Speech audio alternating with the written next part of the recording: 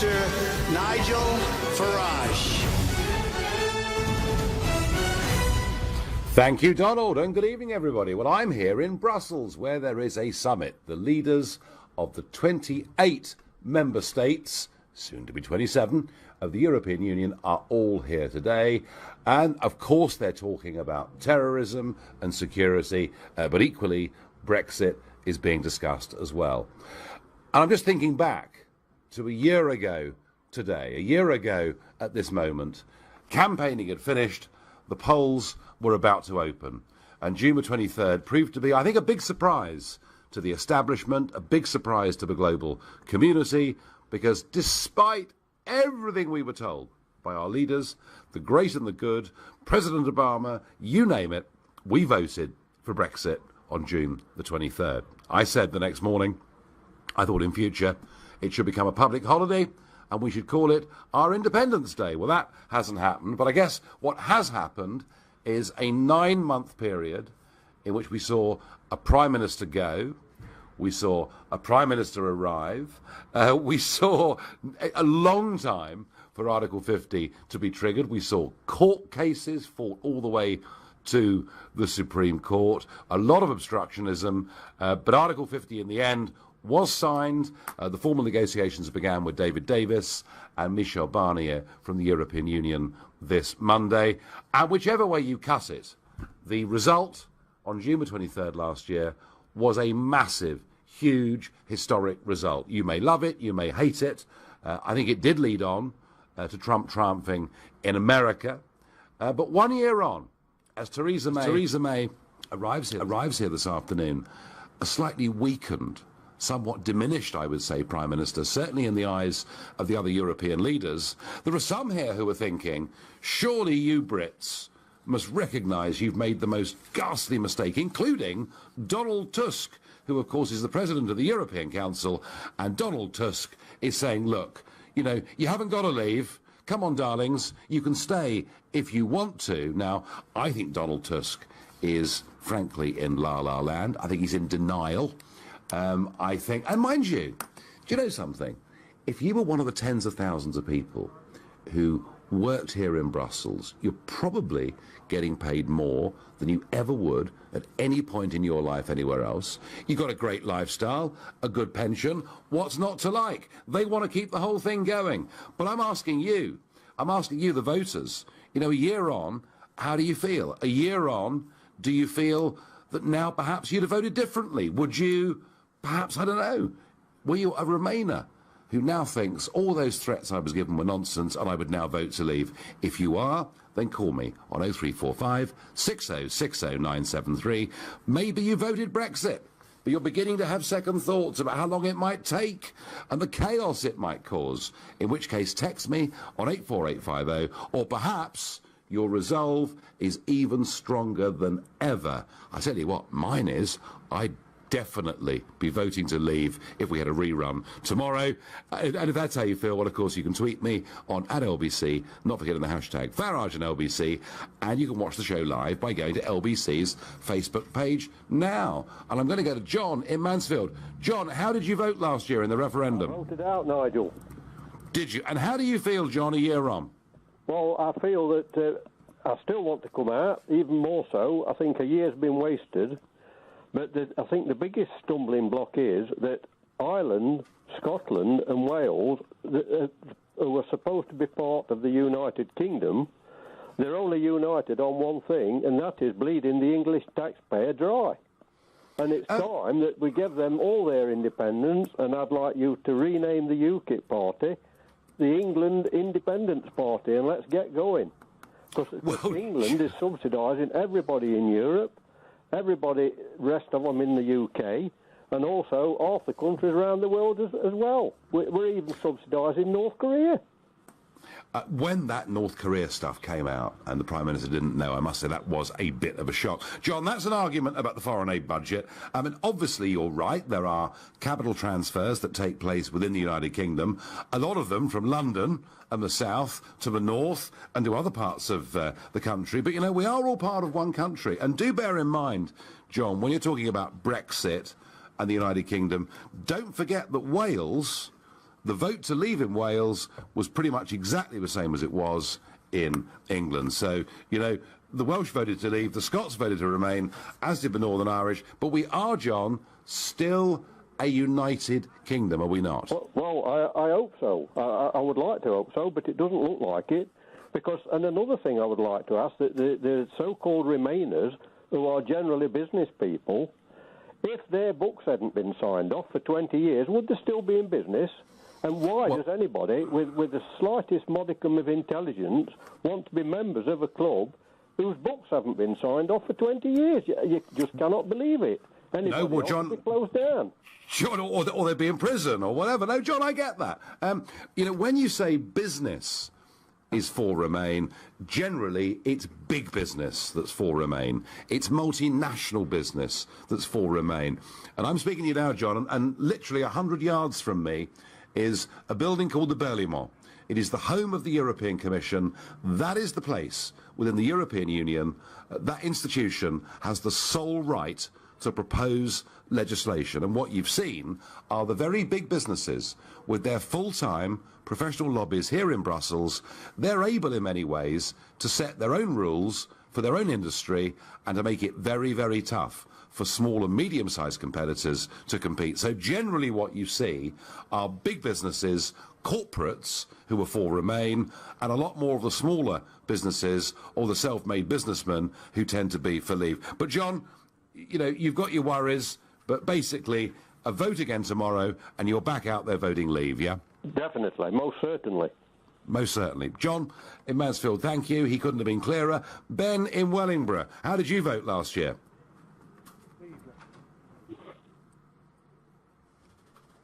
Sorry, Ben. I voted to leave last year. Yes, okay. And how do you feel a year on? Do you have any reservations about that? Are you happy with what you did? Yes, I do have a few reservations on it, but I come from quite a strong Brexit area, but I think some of the facts that have come out since that, I've heard that Germany are able to actually set some rules on who they have in their nation and who they don't. Yet we don't seem to be able to. We don't seem to enforce those, and I'm a bit confused as to why.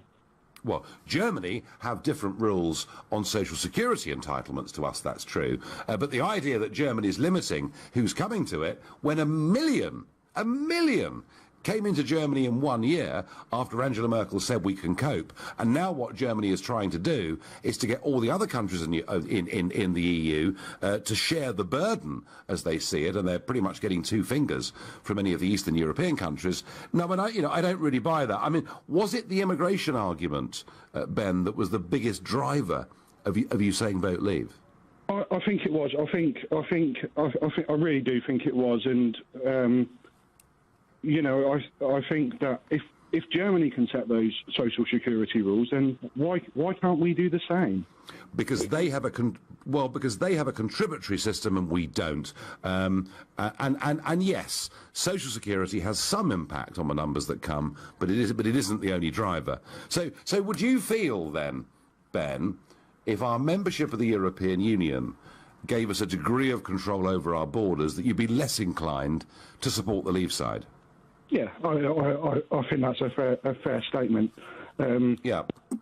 Okay. Well, Ben, I tell you what. In about 10 minutes' time, I'm going to give you the up-to-date statistics for immigration and population growth in the United Kingdom. And I think once you've heard those numbers, you'll think we need to do everything we can, not just with the European Union, but with the world, I think, to get a grip on this. Ben, thank you. Ben, who voted very much for border controls, sees that Germany may have some limited control over its borders and wonders why we can't have the same. Remember, all of you, that when David Cameron first came to Brussels to get a renegotiation before this referendum, one of his key demands was that we should have an emergency brake, and that was rejected. And believe me, I don't see in these negotiations that Mrs May's going to have, there's any chance of them conceding on that if we want complete tariff-free access to the single market. Hope I'm wrong. I somehow doubt it. Alex in High Wycombe, how did you vote last year and how are you feeling? Well, I voted to remain, and I feel reinforced in my decision now. I've got a question for you, Nigel, and that is, what's actually your problem with freedom of movement? And the reason I make that is that I don't think a lot of people in this country actually know how the system works. When I went to work in Holland many years ago, they made it very clear to me that if I didn't get a job, and I think it was 6 months, it was back to the UK. And that was when we had freedom of movement then. The other thing is about criminal offences. There's a lot of the press in this country give the impression that we're completely helpless if there's criminal offences committed. That's not the case. I'm not saying you get chucked out if it's just a parking fine or something, but we have got powers to chuck out EU under existing rules if only we actually knew how they worked. And you know, as for your point about Germany having all the relaxed rules coming in, we are not part of Schengen, so the Schengen people cannot get stopped at Dover. We can stop people and say, good morning, can we see your passport, please? Oh, yes, please do come. So what is my problem, Alex, with free movement? Let me tell you that the first 20 years of our membership of the European community, free movement was a non-issue. Why? Because we were countries of similar wealth, similar education, similar healthcare systems. It was 2004 when we opened up to first 8 and then 10 former communist countries, and I predicted it in 2004. I said it would lead to an unprecedented flow of people, and so it has, with a driving down of wages and everything else. So, Alex, free movement between equivalents, not so much of a problem. Free movement with countries where, in some cases, the minimum wage was about an eighth or a ninth of what it was in the UK. Alex, that was the problem. That was my problem, and I think many other people agree. But the Brits going in the opposite direction, aren't they? So it actually, okay. In your world, Alex, Brits live in Britain, the Italians there's a million. Italy, the French live... When I was first elected to the European Parliament, it wasn't even in my manifesto. I didn't even mention immigration or free movement. It's when you get poorer countries involved that it becomes an issue. And Tony Blair and others miscalculated on this in a huge, huge way. And Alex, whatever you think, it was a very big reason why people did vote out on June 23rd last year. Thank you very much for your call and your point. It's 7:15. You're listening to The Nigel Farage Show. Tomorrow is June the 23rd. It'll be exactly a year on from that great, in my opinion at least, historic vote where we said, you know what, we want to be friends with Europe but govern ourselves. 1 year on, I have no regrets, no remorse whatsoever. But I'm asking how you feel. Richard says to me on text, he says, I'm on holiday in the US. I'll be celebrating our British Independence Day tomorrow just as much as on the 4th of July, Nigel. Sula says, I am not for turning. I voted out. I still want out. In my diary I wrote, Independence Day, 23rd of June, 2017. Tomorrow is that day, thanks to you. Well, that's very sweet of you, Sula. And I get one here. You're so obsessed with immigration. I'm Spanish. I'm still working, having started at 9:30.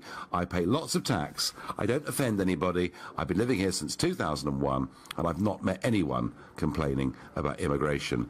No, you may not.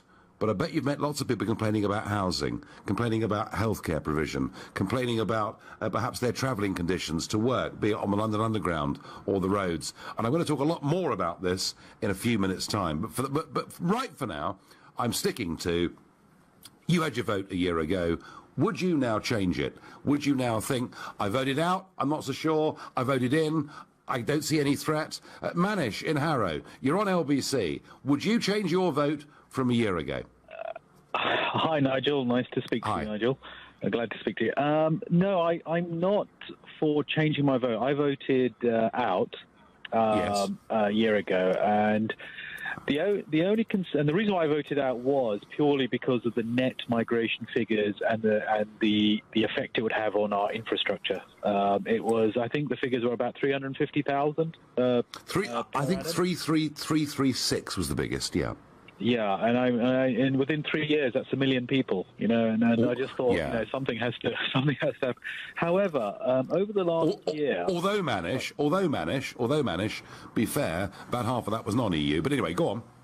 Yeah, my only concern is that with regard to the employment situation and the need of companies for talented workers, you probably heard the figure about the nurse applications have dropped to 90% to what it was. Yeah.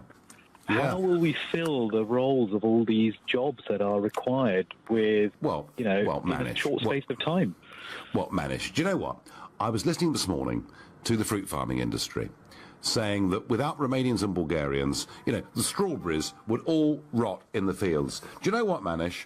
Before 2007 and before we had an open door to Romania and Bulgaria, we had a successful soft fruit industry going on for absolutely years. And I do think in many cases, big employers are using this as an excuse. I did see the number of nurses that had applied had dropped. Manish, do you know what I'm concerned about? I'm concerned we're not training enough of our own nurses. I'm concerned we're not training enough of our own doctors. Surely there's no reason why we can't do things like that. Are you confident that over a 5-year period after we've exited, the economy of this country will remain buoyant? Yes, I am, and I would say this to you. If we genuinely have shortages of labour, okay, what we can do is to issue time-dependent work permits, something that almost every normal country in the world does. It's only here in the European Union where our passports at the top say European Union, and we have the untrammelled free right to travel around and work and live around the rest of Europe. So yes, but you know what? I will say one last thing to you. I too often think that we're judging the quality of our life on GDP figures, gross domestic product figures. Oh, the economy's growing, therefore it's great that lots of people net are coming to the UK every year. And I think there are some other markers than simply GDP about our country, such as our communities, their cohesion, whether they feel at peace with themselves, whether they feel optimistic that their children are going to have at least the opportunity to enjoy the same life that they did. So I don't think just pure numbers that are given to us by economists or big businesses, Manish, that surely isn't the be-all and end-all in life, is it? No, you're absolutely. I mean, I totally agree with that.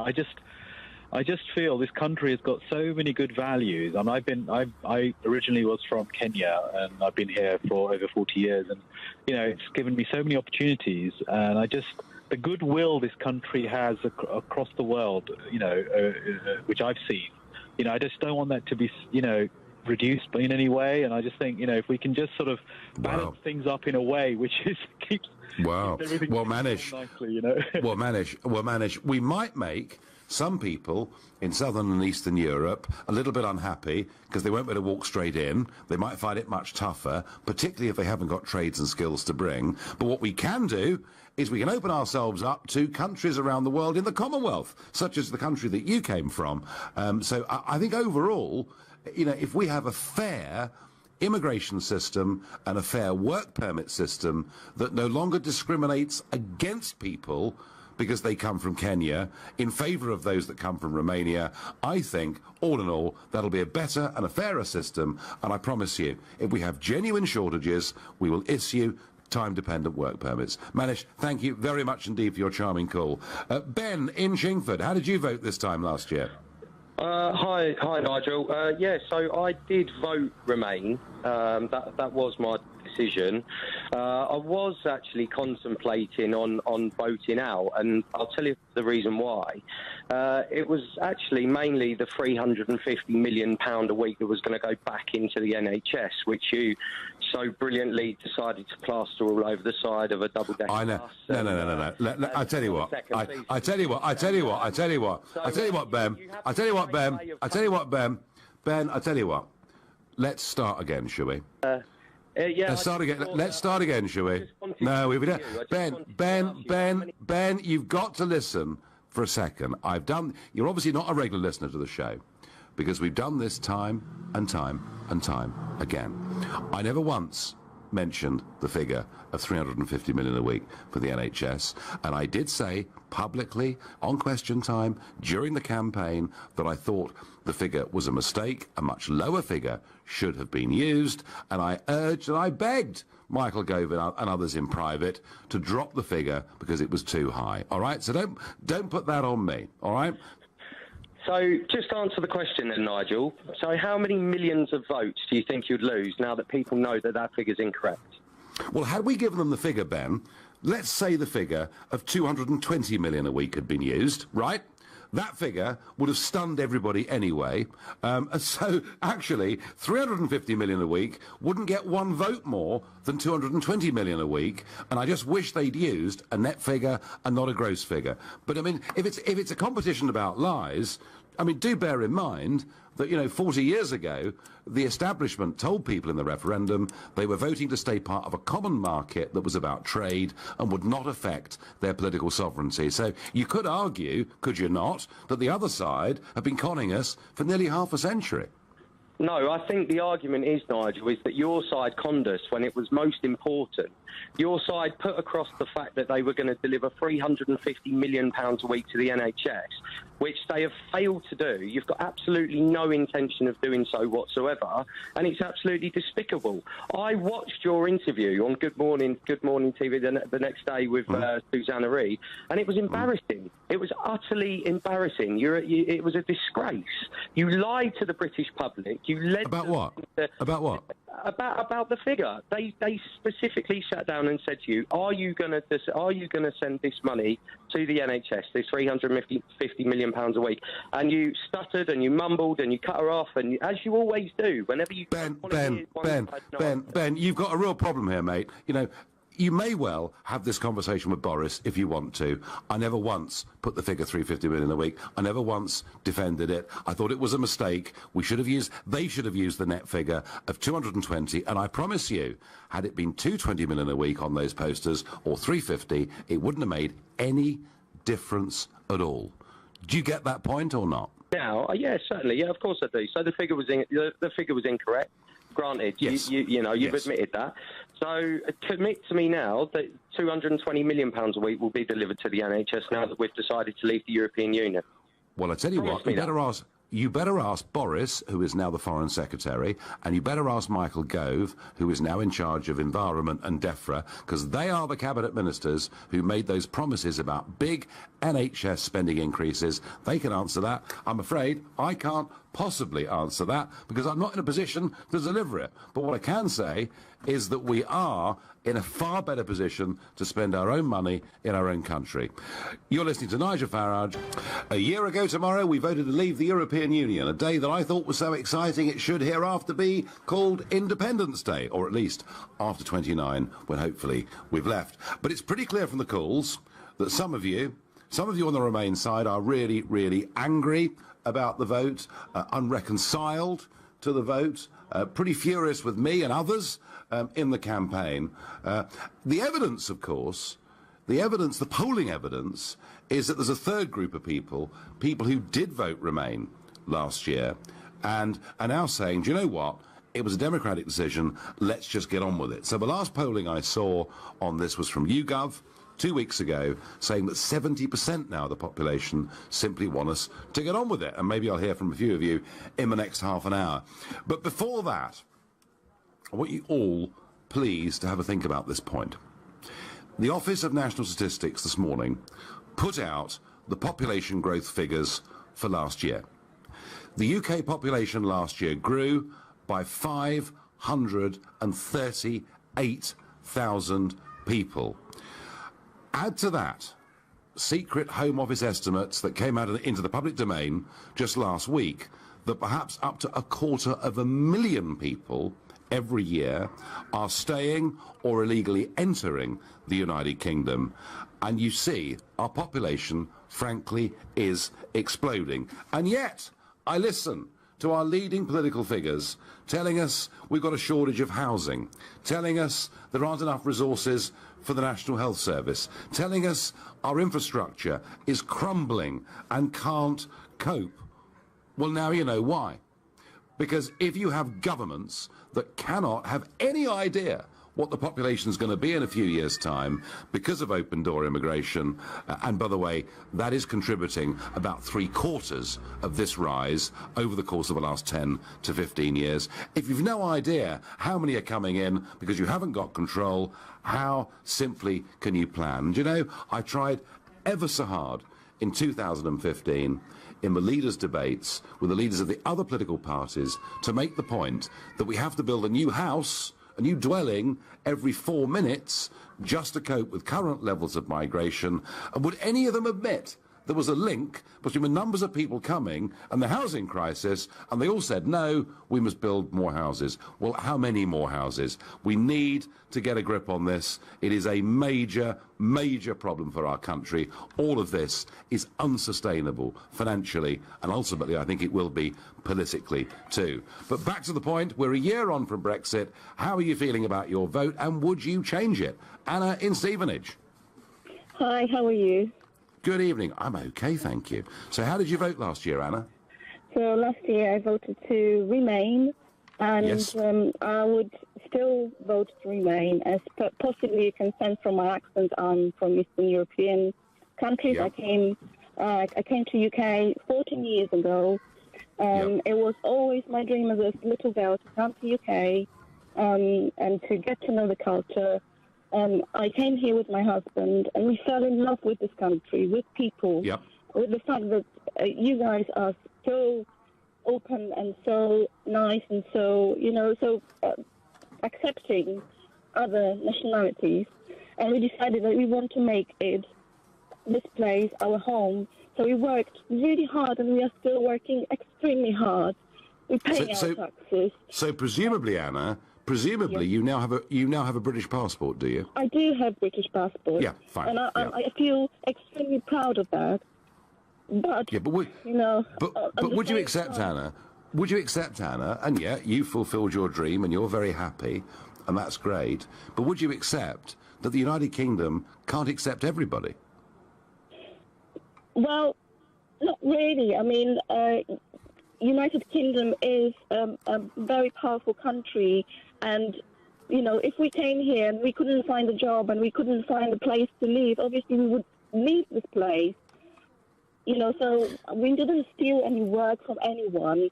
The work was there, and we were able to get the work. We were able to, find a place to live. So it's not like we are here invading your country and stealing the jobs. Well, no one suggested you've invaded the country for a moment, because you were allowed to come. You were allowed to come legally under free movement rules. But Anna, if our population is going up by 700,000 every year, we have a slight problem, don't we? Well, we are all paying taxes, isn't it? So, if anything, we are contributing to the wealth of this country. Well, if I'm honest, when you say, all the Poles millions of Poles came here, well, I feel a little bit, not a little bit, but very saddened, because, all my heart is here. All my life is here now, and I want to stay here. But when I hear you telling that publicly, it's really heartbreaking. Well, what I said, Anna, was 1 million Poles have come here and 40,000 Brits have gone there. That does suggest to me there's a slight imbalance in this relationship. Well, obviously, as the numbers say, but at the same time, we are contributing to the economy of the UK, isn't it? Well, it depends on what people are earning. All I can say is very large numbers of unskilled labour overall net is not benefiting the British economy. And even if you take into account taxes and expenditure, what none of it takes into account are capital costs, which new roads and new hospitals are. Anna, look, we've always been an open country, but we've never been a stupid country. And I think to open the doors unconditionally in 2004 to 8 and then 10 members was irresponsible. And I hope we're going to get a grip on it. But you know what, Anna? maybe we won't. I thank you for your call. Tom says by text, yes, Nigel, shout over a coherent caller who is making good points because your lies are coming out. This $350 million a week thing really does get me down. I never mentioned it. Steve says, I changed my vote to double Remain. Remain isn't strong enough. Well, Steve, you'll be very pleased to hear that the one big announcement that has so far come out of the European summit is that Donald Tusk has announced in the last half an hour a big, dramatic forward move for the European Union towards having a full, coherent European army. So there you are. When I tried this with Nick Clegg on an LBC debate in 2014, I was told it was a dangerous fantasy. Who've been the liars in this debate? If you're remaining in the European Union, and if you still want to remain, that's fine, but you're staying part of something that is becoming militaristic and is increasingly passing more and more powers to the centre and away from nation-state democracies. That is undeniable. Linda says, no way I would change my vote. I still believe Brexit is the best way forward, but we have to knuckle down and work hard to keep our independence. Well, I guess, in a way, all countries have to do that. Samuel, in Golders Green, have you changed your mind from this time last year? No, I haven't. Firstly, Nigel, I want to say it's an absolute pleasure to talk to you. I've been a big fan for a long time.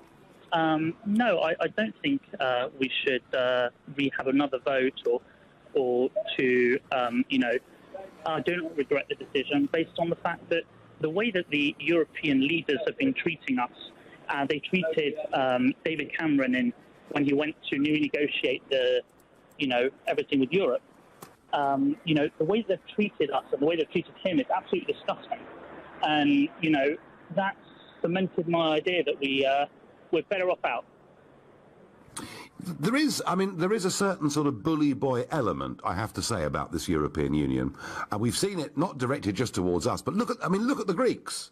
The Greeks, who've seen their economy contract by 28% since the euro crisis hit, voted for a government that wanted to ease back on some of the extreme measures being forced upon them, and they were beaten into submission. And Varoufakis, who was their rather trendy finance minister, said it was just like dealing with thugs. So Samuel, there is a side to this of unelected bureaucrats wielding huge power that I must say I find pretty unattractive.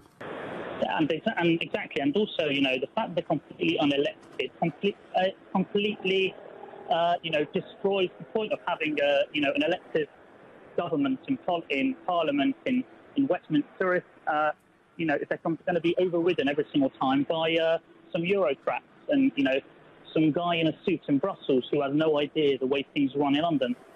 And the problem is, Samuel, they set this thing up with the European Commission having the sole right to propose legislation and the sole right to repeal legislation.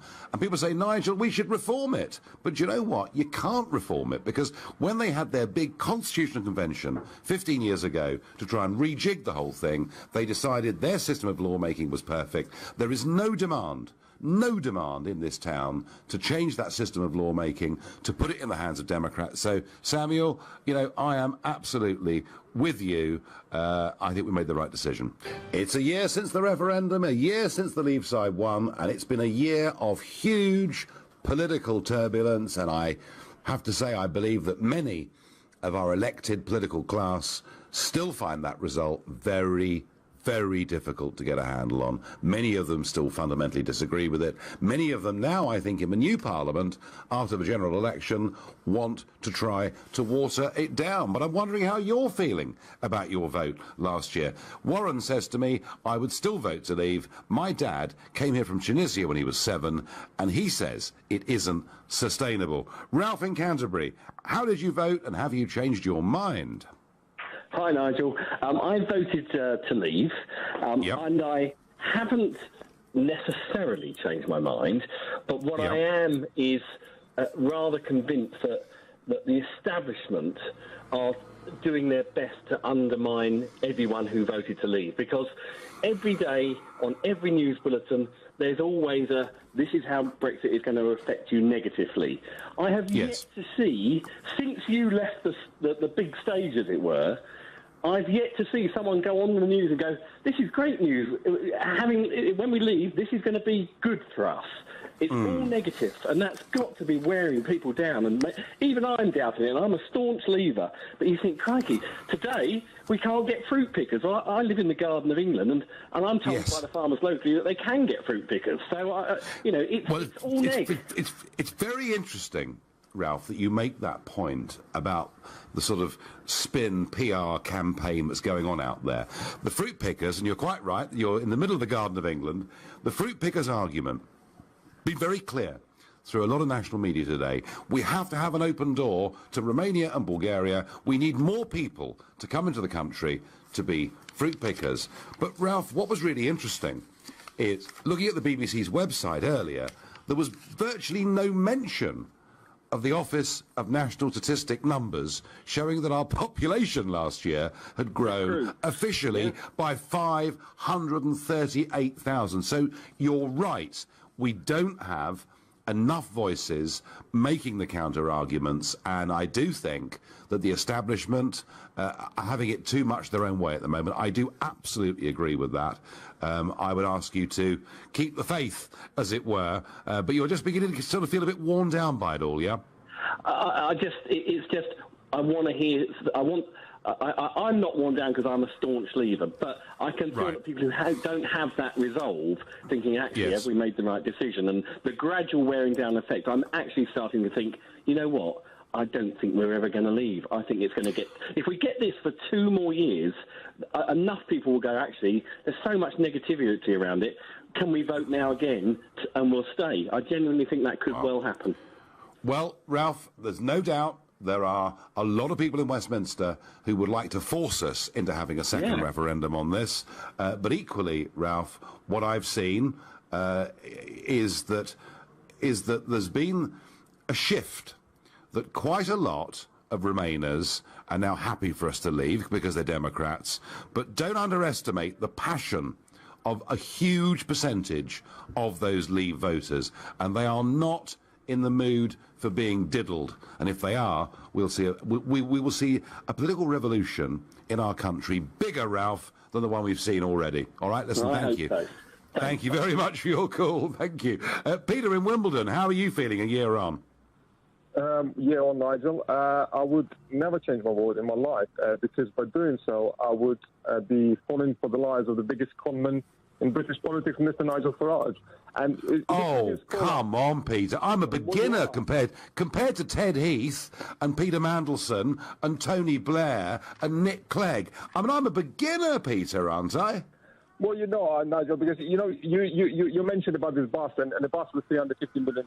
Definitely is not your baby. It's Boris Johnson's. But you stood in front of the breaking point poster with Syrian refugees, which has nothing to do with the EU. Hang on. There was nothing untrue about it. It was a true photograph of the Merkel madness when she invited unlimited numbers to come into the European Union. What Merkel has got to do with the United Kingdom? Just explain that to me, please. Because once you come into the European Union, you can, in a short space of time, get a European Union passport and then happily, freely, legally come to the United Kingdom. It's not a short space of time. There are certain criteria. 4 years in Hungary. Before you in Germany, you talk about Merkel, in Germany. Before you get a German passport, you'll be able to travel. So, Nigel, you're scared. They worked on some people, on those who Ian Duncan Smith was asking the question another day. So, what do Remainers think? We Leavers are stupid. Well, yes, most of the Leavers are stupid because most of the Leavers were thinking we should have left on the 24th of June. You know, a lot of people calling the station saying, "Why are we still in the EU? We should have left on the 24th of June." What do you call these people? The people who have no idea how complex, how important this is with us. And the other thing is about you being a convent.